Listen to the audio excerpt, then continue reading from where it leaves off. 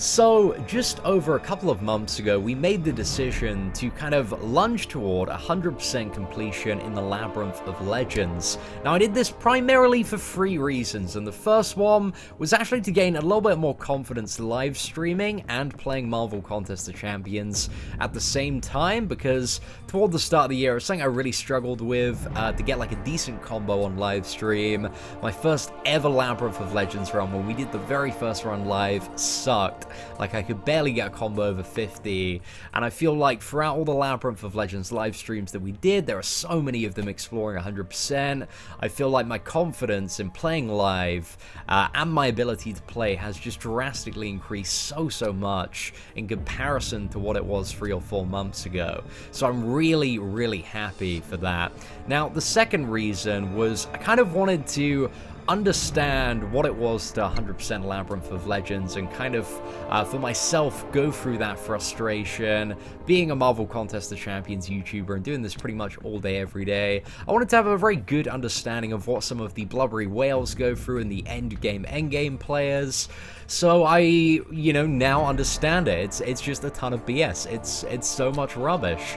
It was, not very fun, for the most part, doing 100% Labyrinth. We had very victorious moments, but there were simultaneously a lot of very frustrating moments, caused by like some really BS game design in certain fights, but mainly Evade. Evade was just the biggest pain in the ass. And for the majority of Labyrinth, well, pretty much all of Labyrinth, we had the Evade bug active, where they could evade and then instantly attack in, and that just ate up so many units, along with some badly timed evades, when you go in for a medium attack, or you fire off a special attack, and they either evade, or some bosses, if you've committed to a multiple hit thing, say for example, they evade, and then you go in for the next attack, and they're blocking, some bosses like Jane Foster and Hulkbuster have certain abilities that if you attack into the block, you are pretty much dead, so that's pretty fantastic as well.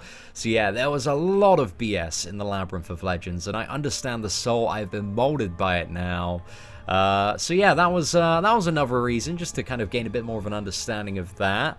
And then finally, I wanted the rewards. I wanted to get some more rank 4 characters, and that's one of the also very motivating reasons, now that we can take Iceman up to rank 4 and we have those T2 alphas ready for kind of the next potential god tier champion that comes out as a 5-star. We're sitting on a very nice stack of 5-star shards at the moment. We just have over 50,000.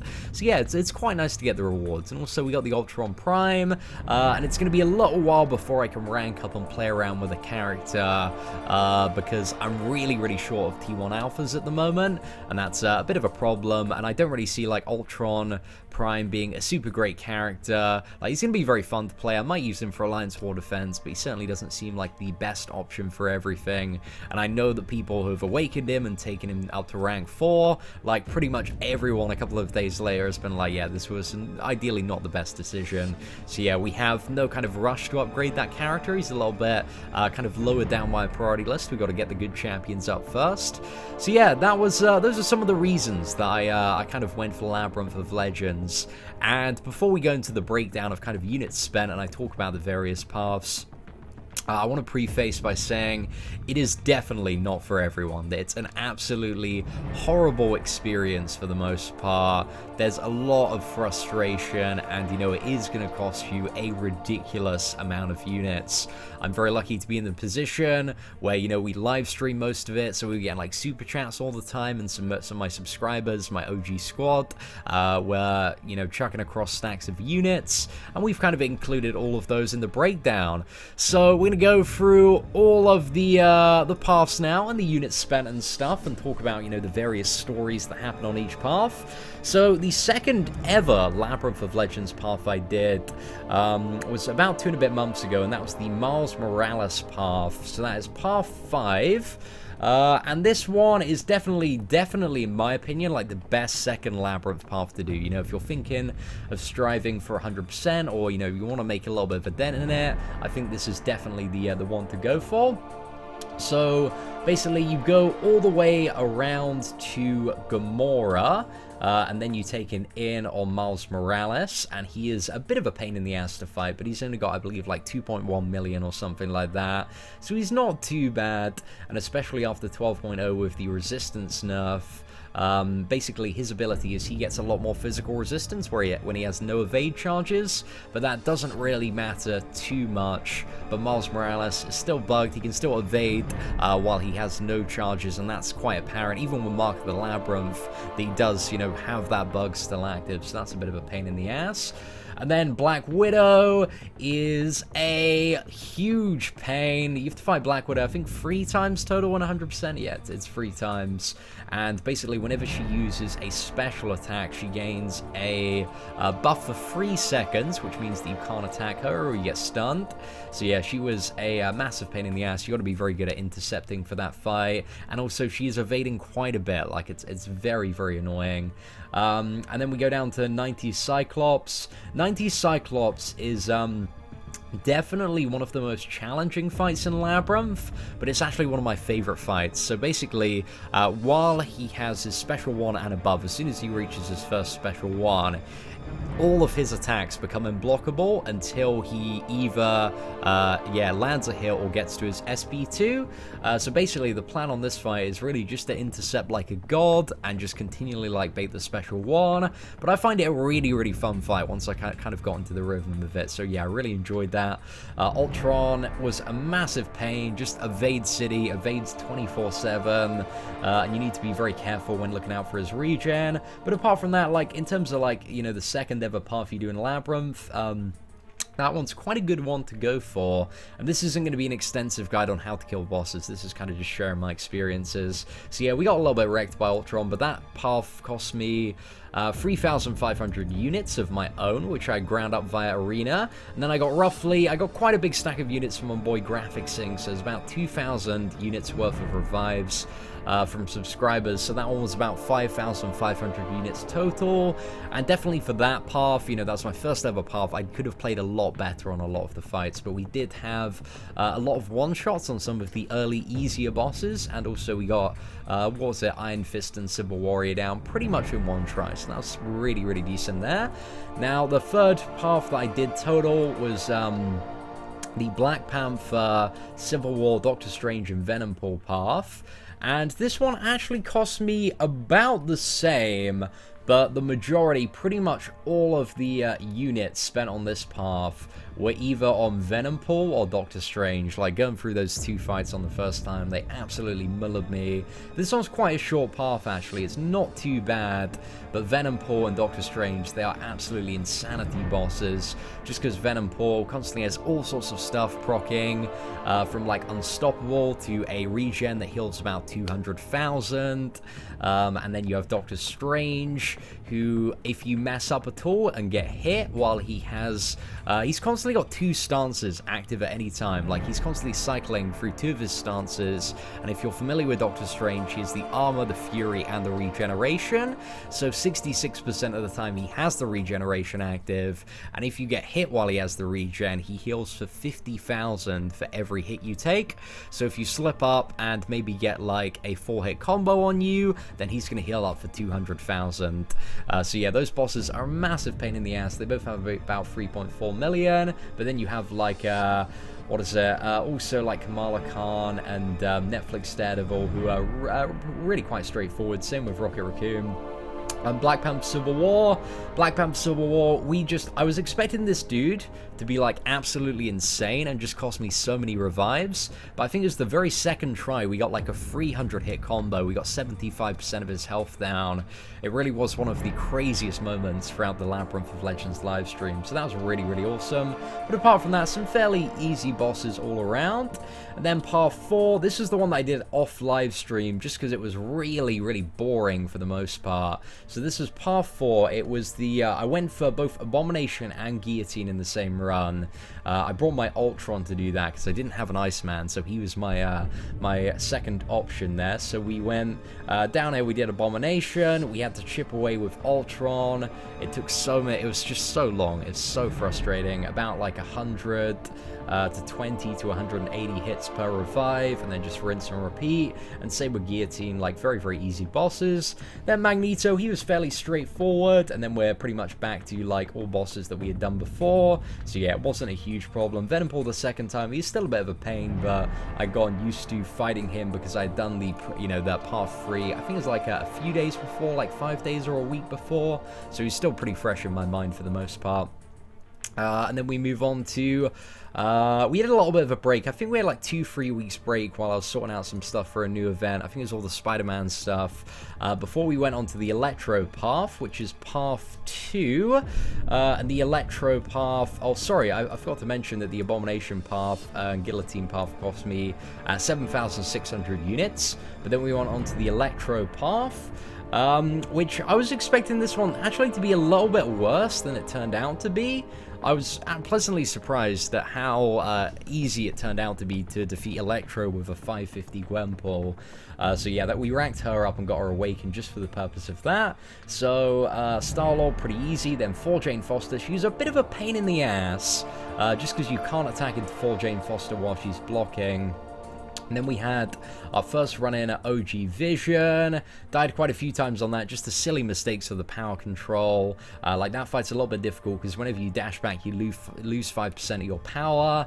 His special one deals damage, so you can't block it. And if you dash back with 0 power, you get stunned.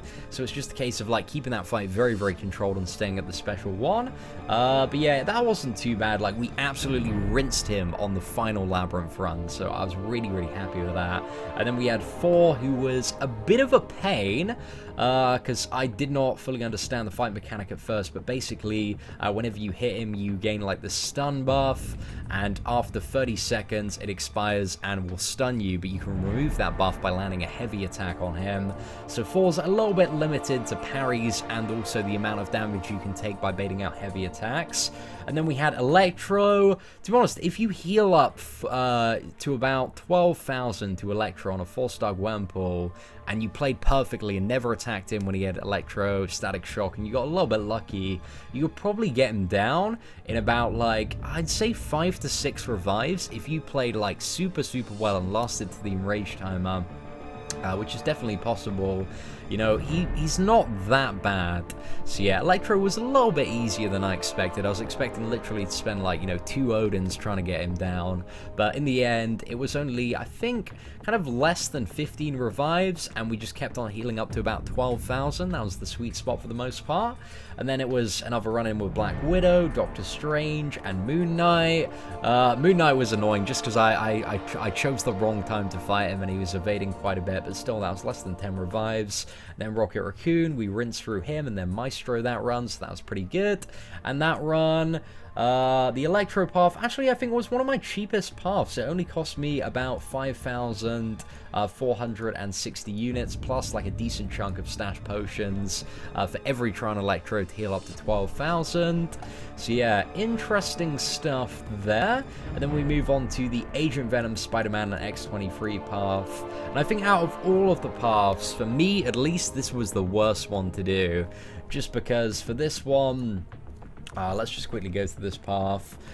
You have to fight like a lot of the BS bosses again. So the first one you have to fight is Agent Venom. This is actually the first time you have to fight him. But Agent Venom is a massive, massive pain in the butt. Basically, you have like Bane like you do in Act 5.2, but instead of 10 seconds, it's 3 seconds. And if you get incinerated more than once, you are pretty much dead, plus all the damage from the SP1. It's kind of like a hard mode war machine that has, I think, like 3.4 million. So yeah, Agent Venom will problem. It was a massive pain in the ass. And then Unstoppable Colossus. At this point, Unstoppable was fixed, so he was a bit of a pain, but still only took a few revives to get him down. Then Colossus, then Falcon, who always, drains up a few units there with his special one.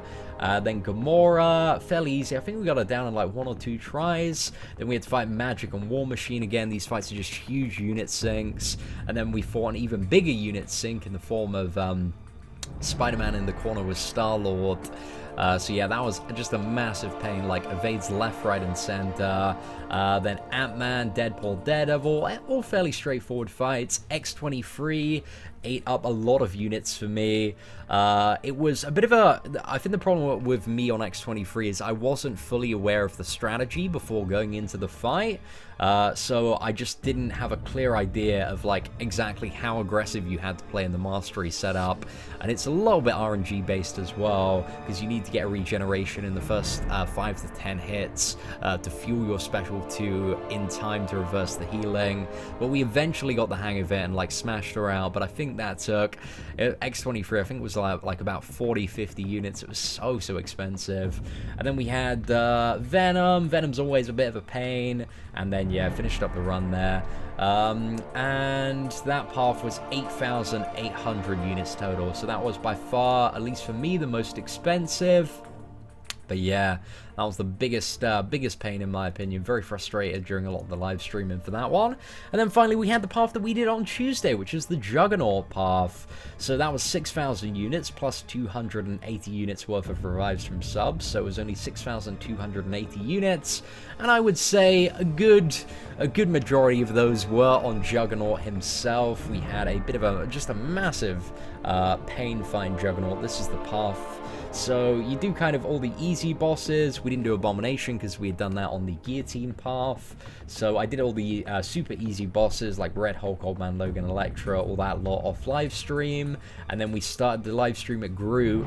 Groot was super easy. He only has 1.5 million. Most of the bosses in the inner circle either have 3.4 or like 2 million plus, but Groot was just astronomically low.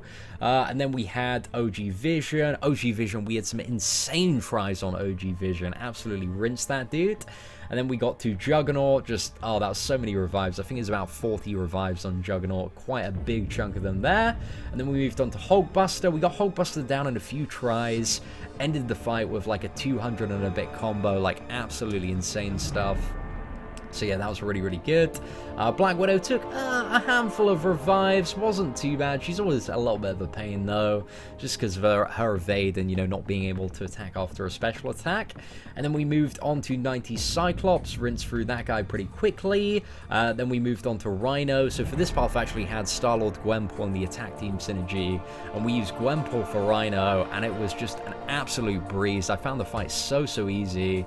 We were getting to like pretty much 120 hits quite consistently, and yeah, we had some tries where we got down like 600,000. So yeah, Rhino went really smoothly. And then we moved on to Venom, got Venom down, yeah, really nicely with Gwenpool. One-shot Iron Fist, almost one-shot Silver Warrior, and then had some pretty good tries on Maestro to finish it up. And then we DC'd like halfway through, the live stream crashed on Maestro, and yeah, it took about 30-45 minutes to get it back up. But overall, the grand total of units spent was 39,140. So this is all combined between like, me including like subscriber donations and stuff. The actual like amount that I spent on the game was I dropped 5.5 Odins myself, and 2.5 of them were during offers. We got the Rocket Scrapyard offer and also the 4th of July offer, so we got a lot of bonus stuff there. So yeah, it was about $550, but if I didn't have the support of the subscribers, it would have probably been around like 700-800 actually spent on the game. So yeah, it was a little bit better in terms of units spent than I initially anticipated. I was expecting and kind of budgeted in to spend like well over 1,000 units kind of getting it done, but you know, I think in terms of some of the final runs, we had some insane skills, like insane kills, like my skills really did pick up there, so I'm incredibly grateful for that, and also the support of the subscribers. So yeah, I think that's kind of the benchmark of what you're looking at if you're, you know, roughly on that kind of, you know, you're on that stage where you've done one Labyrinth of Legends run and you're inspiring to do it at 100%. It's probably anywhere between about 30,000 to 50,000 units, but there is so much randomness, there is so much variance, so yeah, it is a massive pain in the ass for the most part. But it was alright. It was alright in the end. I'm very glad to have it out of the way.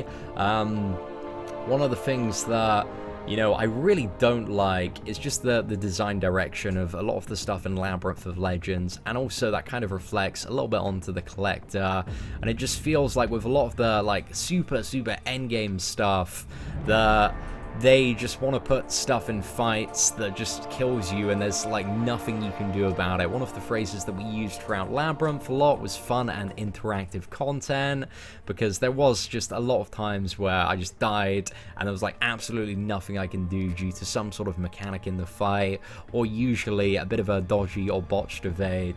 So yeah, just a massive pain in the ass, because there is a lot of, you know, room for skill in the Labyrinth of Legends, and if you have skill and if you can play the game well, it's going to take you so much further and make the run so much cheaper.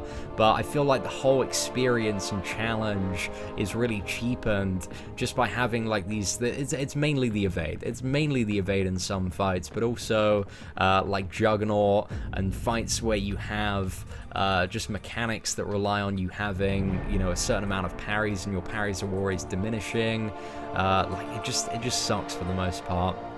So yeah, I'm going to do a video talking a little bit more about kind of Labyrinth of Legends and how I'd balance it and how I'd fix it in order to take it from like a BS Fiesta to a legitimately a bit more fun and skill-based piece of content.